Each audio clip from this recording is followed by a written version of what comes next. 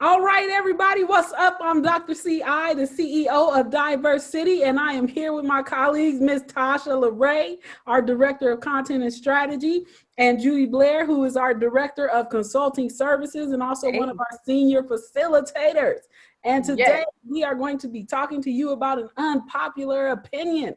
So instead of me doing the intro for the topic, I'm going to pass the mic to Judy and let Judy do her thing. Judy, take it away and let them know what the unpopular opinion is today. All right. Our unpopular opinion today is that respect should not be included as a core value for your company or your diversity committee or whatever entity for which you are making core values. And here's why. So respect means a lot of different things to a lot of different people, and it's often culturally based, right?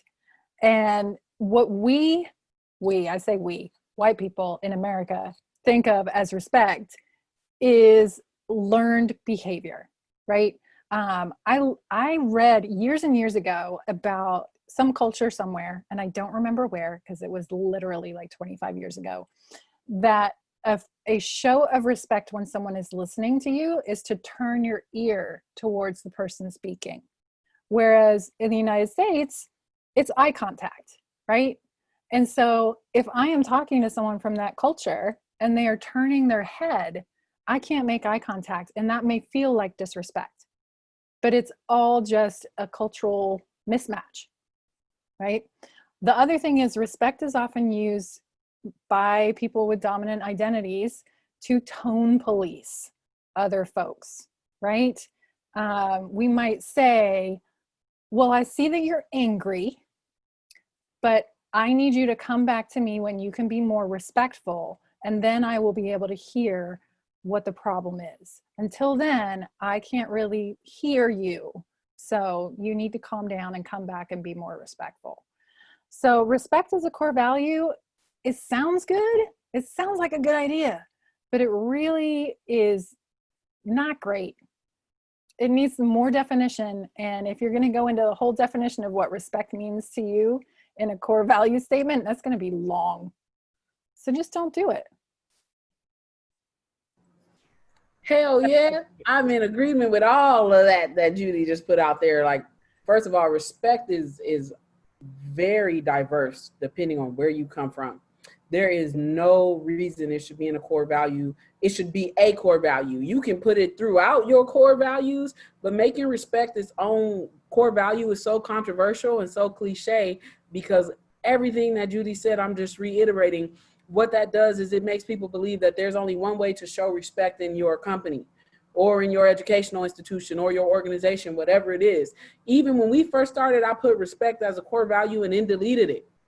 Because after listening and I was in a training, I'll never forget it.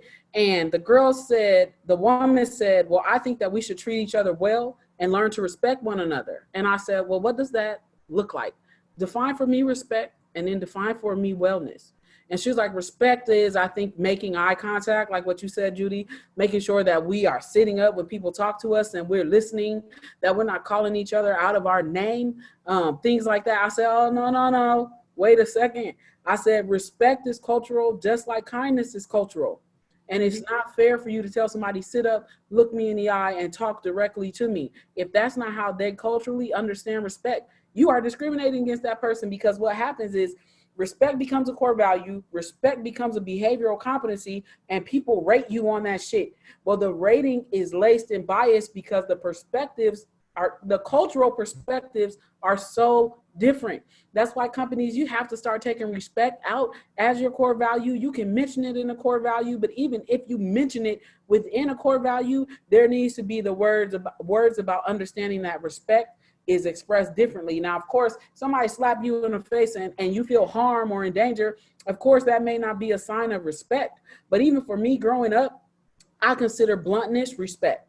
Right? Because my elders, my grandmother, when they talk to me, they let me know it was real. I never had to guess what they was thinking. You know what I'm saying? So that's why when I look at respect, I'm like, well, respect for me is not the same as it is for you. Because I remember being docked on my culture or my peer evaluation or my performance evaluation. I got out of 5, a 2 for respect and value others. And I said, why? And my manager said, well, sometimes you're really quiet during a meeting and you just don't say anything to anyone, or sometimes you are aggressively blunt. Wow. I'm like, what? Wow. What? So I agree. I'm here for all of this. You can't win either way. You're either quiet or aggressively blunt. Right. I like it. This polarity is not working.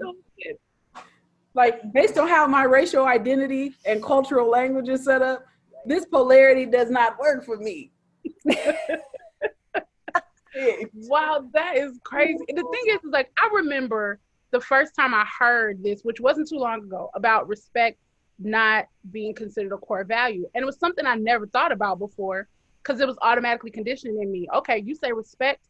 I'm thinking, make sure when someone else is talking, you're not talking. You're giving them eye contact. You're not nodding off. You're not slouching. Like, I thought that, but that was something that was ingrained in me.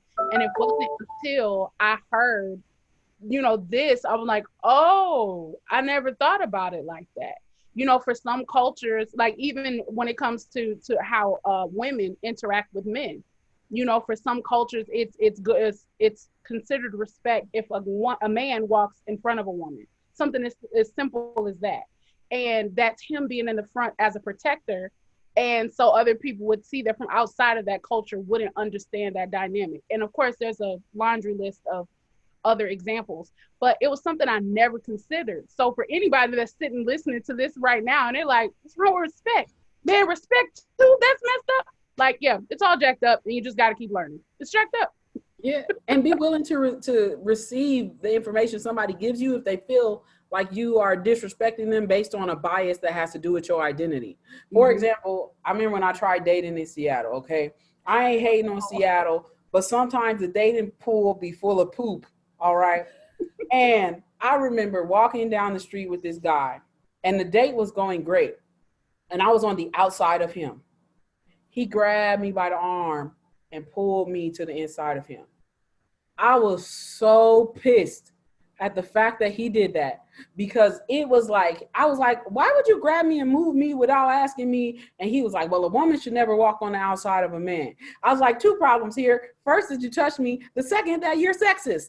Let's talk about how your intended Southern charm and hospitality equated to disrespect for me. And he said, well, that's just the way I grew up. And I was like, I'm not trying to punish you for saying it. I'm not even mad that you did it. Well, actually, I was pretty furious that he did it. But I said, I just want you to understand why I don't want you to do that to me again. And he was like, well, if I feel the need, I'll do it. Date over, left him in the middle of Westlake, 2nd and Westlake, and walked my ass back to my car. Wow. Yeah. You got to be open to hearing it, like that communication thing is key. And that's the best way to learn how to respect people. Listen to what they're saying. And if what you're doing is disrespectful, then stop. Right. And you can't take it personal. I guess you could, but it would be dumb. You missed out on an awesome person for that. You know what I mean? But It's like, listen to people, be open to changing what your ideas were, how you thought about something, and then make sure a more well-rounded, I cannot say that, well-rounded person. Yeah, can't say it fast. Yeah, like we all know the golden rule, right? Treat people as you want to be treated, but the platinum rule is treat people how they want to be treated. Right. Exactly. Right. Yeah. And exactly. Someone who is experiencing or an oppressor will hear us say this and be like, well, what about if I don't like the way that you speak? If your idea of respect is based on normalcy that creates things like tone policing and discrimination for people, your idea of respect is rooted in bias. So for example, if I'm walking with you and I tell you, I would like for you not to touch me because I don't like for people to grab me. Nothing in that is harming you. You know what I'm saying? If I'm speaking loudly and you just have a problem with me speaking loudly because that's not the way that you speak, but it doesn't traumatize you or trigger you in any way, shape, or form, that's lingual bias. You know what I'm saying? And so, or tone policing, like Judy said. So that's why I'm saying there's levels to how it happens, but the goal is to listen, receive, and then practice accordingly, as long as it's not putting you in harm. But if you are projecting bias towards a person just based on your norms, and you think that's the only way that you can be, and that person is not actually harming you or putting you in danger, that's when respect becomes a problem. Yeah. Yeah, absolutely. Any final thoughts on that? I think that's a great place to end this one. Yes, thank y'all for tuning in. Make sure to hit the like and subscribe button. We appreciate y'all. Have a great day. Don't forget to like and share our videos. Yeah. Subscribe to Shopify.